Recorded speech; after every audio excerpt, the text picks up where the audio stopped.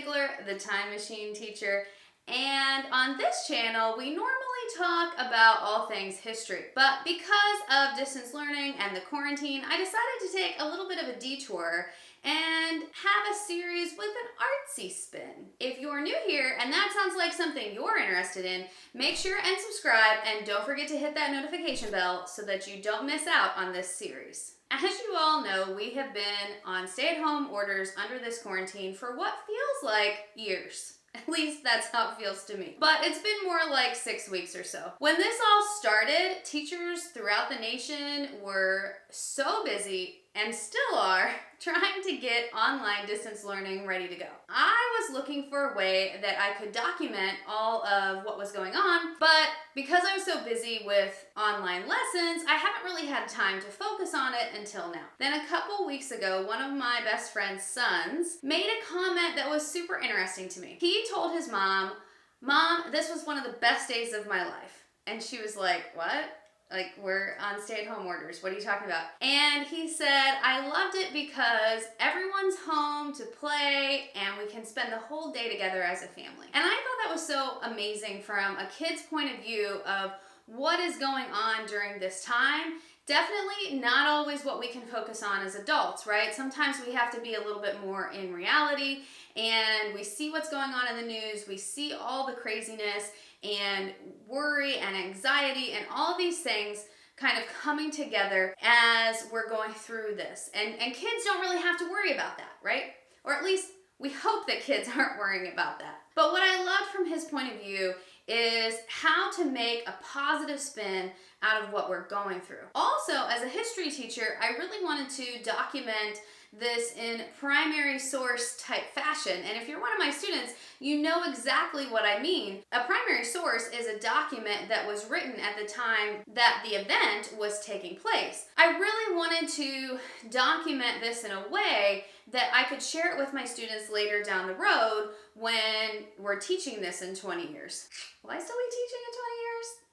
Yeah, probably. Caden's statement, combined with my love for history and wanting to document what was going on, has prompted this idea called the Quarantine Junk Journal Project. And I thought it would be awesome if you would join me in the fun. So I wanted to invite you along on the ride. And several of my students have already been asking for junk journal tutorials, so I thought this would be a way of teaching that alongside with being at home and being able to document what we're all going through, with hopefully a positive spin on some of it. In this series, that's exactly what we'll be doing. Let's start with the basics. What is a junk journal?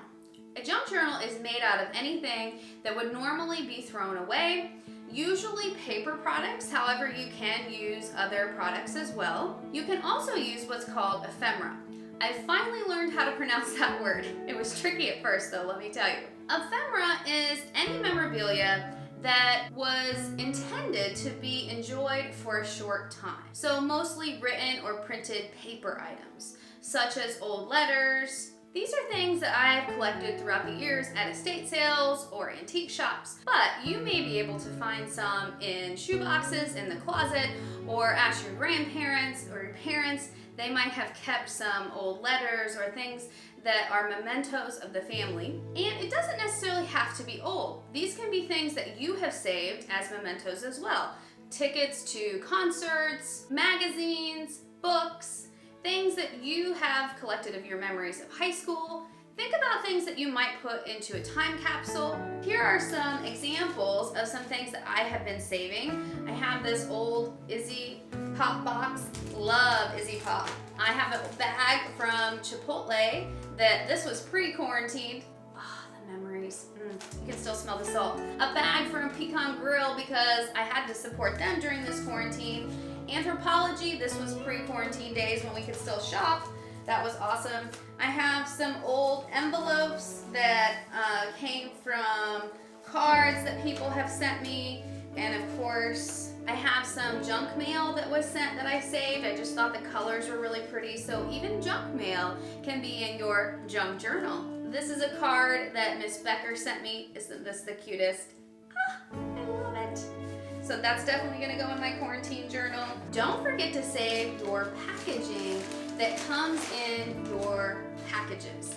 This is super awesome to use. It's crinkled, but that goes with the junk theme, right? It's super interesting as well when you start collecting how you look at things differently. I would never have saved this before, but now it's one of my favorite things to junk journal with. To just open your eyes and see things everywhere. Another option that you could do is to ask friends and family to collaborate with you on this project. What I did a couple weeks ago is I posted on my Instagram that I was looking for people to send me something for my junk journal that has a positive spin on what they're going through right now. I'll share some of these examples with you more in depth later, but so far I've gotten one from a friend in London and some from my cousins, and the directions that I told them was to find a piece of paper that you would normally throw away. So this is an old grocery list, and that's what they put their note on. Isn't that cute?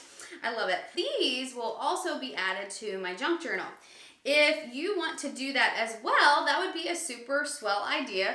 What you could do is just ask your friends and family, hey, find something that you would normally throw away, piece of paper, an old list, an old receipt, and write on the back of it your name and what you're grateful for during this time. And then have them send it to you. I would love to participate in your junk journal as well, so if you would like to swap grateful notes with me, just send me a direct message on Instagram and we'll swap addresses so that we can be a part of each other's junk journals. I think that would be super fun as well. Other ideas for things to collect for your junk journals are books and magazines that you may be reading right now. So for example, this is one of my favorite poets, Tyler Knott Gregson. I've been reading his poetry a lot, so I might throw some of his poems into my junk journal.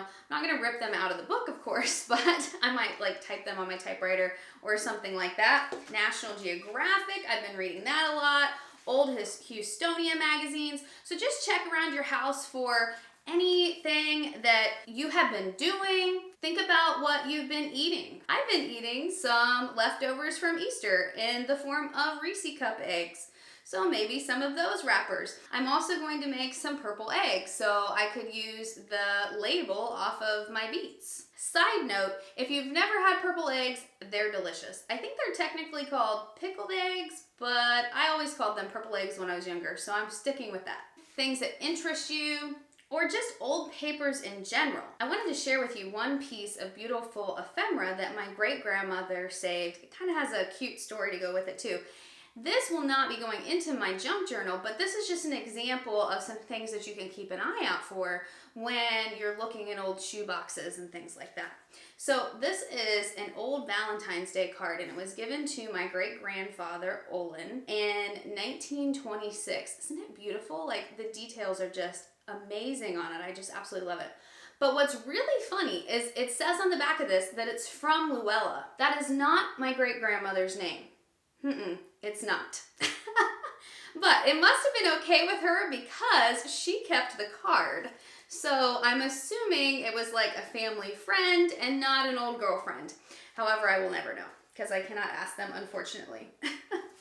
Here's some other examples, just old letters or letters that you've saved maybe from school. Like I said, they don't necessarily have to be old. I just like antiques, so I collect a lot of the older stuff. In the comments below, I have put a link to this document. It is from artjournalist.com's blog. It's a scavenger hunt for junk journals and art journals. So it has items on it like old magazines, junk mail, sheet music, playing cards. Oh, playing cards are super fun. Cereal boxes, mail order catalogs, photographs, things like this. So this will kind of get your creative juices flowing on what to look for as you're collecting things for your junk journal. Once you have collected all these things, we'll be doing a couple more episodes in the series about how to put all of these things together into your junk journal. Here are a couple of examples. One of my friends on Instagram, her name is Trina, and she runs an Instagram shop called Jubilee Flea. It is one of my absolute favorite shops. She's got some of the coolest stuff to junk journal with. She actually inspired me to start junk journaling in the first place. I didn't even know what it was until I saw some of the stuff that she was doing. And one thing that she does is a monthly junk zine journal where she makes the journal and sends them out to people. It's a monthly subscription-based program. I love her creativity and the way that she picks things for her junk journal. This is an example of one I ordered from her in December. So it's Christmas themed, but you can see she's used some ephemera. She also uses some newer items, so it doesn't necessarily have to be all old. Here's some book pages, just all kinds of random things that they just fit together and flow. And I love how she's got little pockets. I'll show you how to do that. All kinds of fun things within this junk journal. And you can see, I haven't used it yet, but I plan to. I love it. Another one that she did was postal themed, and it has all of these envelopes, so keep an eye out in the junk mail for envelopes because these are instant pockets. You don't even have to make those. And cool stamps and postcards. I love this little thing that she put in there. From that one, I was inspired to make this one for Dr. Finkel. This is the one that you guys signed his thank you note in, and I haven't sent it yet because I was going to send it over spring break and then everything happened and I was kind of afraid it might get lost in the mail. So I'm going to send it out to him soon, but you can see in here I just used a bunch of old letters and papers and things like that. Kind of mixed them in all together with some pockets, and I'm gonna put some more pictures in there for him. So those are some things that you can keep an eye out for when you're looking for your items. This week, your assignment is to start collecting items that could be put into your junk journal. Think about the things that you have done during this time. If you're one of my AP students, I know you've been studying for that AP World History exam, so you could put in some of those notes. Or maybe a flashcard from your immense amount of flashcards that you've made to study, right? I know you have. Don't forget to check the junk mail. There's always some cool things in there like envelopes and pamphlets. Keep an eye out for things that you may have saved pre-quarantine days that you miss or that you want to put in there. Also, news articles to document the things that are going on at this time. And most importantly, be creative.